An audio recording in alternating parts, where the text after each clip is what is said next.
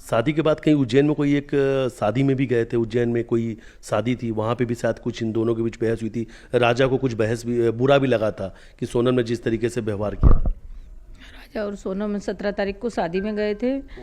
और राजा और सोनम अलग जाना चाहते थे, अलग गाड़ी से, मगर उनके भैया ने उनको अलग नहीं जाने दिया कि नहीं, राजा को अपने साथ लेके चलेंगे।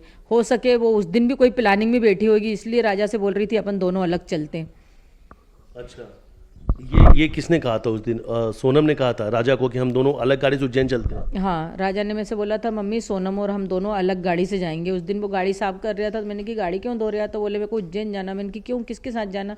तो बोले सोनम और हम दोनों अलग जाएंगे। बोले कि उनके भैया अलग गाड़ी से जाएंगे, मगर उनके भैया ने सोनम को अलग नहीं भेजा, राजा को खुद कोचिंग पे लेने के लिए गए। तो बोले राजा तुम हमारे साथ चलो। बोले कि मतलब ये आप कह रही हैं कि 17 तारीख को भी राजा की हत्या कर सकते थे ये? हाँ, कर सकती थी। वो तो मौका ढूंढ रही थी, क्योंकि रिवॉल्वर किस लिए खरीदी थी उसने? अब वो रिवॉल्वर से साफ पता चल रहा है ना कि वो राजा को अकेला पाना ही चाह रही थी, कि कहीं से न कहीं से अकेला मिले वो, और उस पर वो करवाना चाह रही थी हमला वो। अच्छा, मतलब ये है कि बीच रास्ते में कहीं राज मिल जाता या कोई वो कातिल मिल जाते और फिर वो गोली से मार के हत्या कर सकते थे उसी 17 तारीख को, जिस तारीख को सोनम कह रही थी कि राजा को मेरे साथ अकेले चलो। हाँ, उस तारीख को ही मार सकती थी, क्योंकि रात को उधर से आने में लेट हो गए थे। वो तो उनके भैया के साथ था, इसलिए राजा बच गया।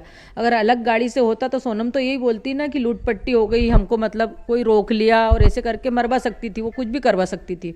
अच्छा, ये एक बड़ी बड़ी साजिश थी उसकी, जो शायद उस दिन नहीं हो